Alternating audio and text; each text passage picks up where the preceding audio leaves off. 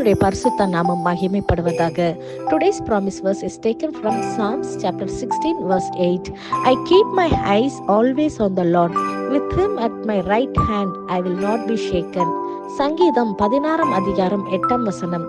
கர்த்தரை எப்பொழுதும் எனக்கு முன்பாக வைத்திருக்கிறேன். அவர் என் வலது பரிசத்தில் இருக்கிறபடியால் நான் அசைக்கப்படுவதில்லை. Have you ever felt shaken by life, by fear, uncertainty or unexpected problems? உங்கள் வாழ்க்கையில் வருகிற பயம், நிலையில்லாத காரியங்கள் அல்லது எதிர்பாராத நிகழ்வுகளால் தடுமாறிக் கொண்டு இருக்கிறீர்களா?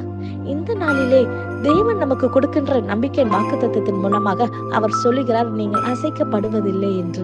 ஆம் பிரியமானவர்களே, இதை கேட்டுக்கொண்டிருக்கிற நீங்க கர்த்தரை எப்பொழுது உங்களுக்கு முன்பாக வைத்திருக்கிறபடியால் நீங்கள் நிச்சயமாக அசைக்கப்படுவதில்லை. சங்கீதத்தை மிகவும் அழகாக தாவீது ராஜா எழுதியிருக்கிறதை நாம் பார்க்கிறோம். அவருடைய வாழ்க்கையிலே பல விதமான நெருக்கங்கள், பல விதமான போராட்டங்கள், பிரச்சனைகள், அநேக மக்கள் அவருக்கு விரோதமாக எழும்பி இருக்கிறத நாம் பார்க்கிறோம். எத்தனையோ ஸ்ட்ரகிள்ஸ் மத்தியில் அவர் வந்திருக்கிறாரு. அந்த கடினமான பாதையிலே அவரை கொல்வதற்காக பல திட்டங்கள் தீட்டப்பட்டிருக்கிறதை நாம் பார்க்கிறோம். ஆனால் எல்லாவற்றிலும் தாவீது தனக்கு முன்பாக கர்த்தரை வைத்திருக்கிறபடியால், கர்த்தர் தாவீதோடு இருந்தபடியால் அவர் அசைக்கப்படவில்லை என்று நாம் வாசிக்கிறோம். இந்த நாளில கூட நம்மளும் நம்ம வாழ்க்கையில வருகிற பிரச்சனைகள், சூழ்நிலைகள் எப்படி இருந்தாலும் நம்ம கர்த்தரை நமக்கு முன்பாக வைத்திருந்தால் நிச்சயமாக நம்மளுடைய காரியங்கள்ல எல்லாவற்றிலும் கர்த்தர் நமக்கு கூட இருந்து துணையா இருக்கிறபடியால் நாம் நிச்சயமாக நாமளும் அசைக்கப்பட மாட்டோம். பிரியமானவர்களே, எல்லா போராட்டமான சூழ்நிலைகளும், எல்லா நெருக்கத்திலும் நம்ம அவரை மாத்திரம் பற்றி கொள்ளும் போது,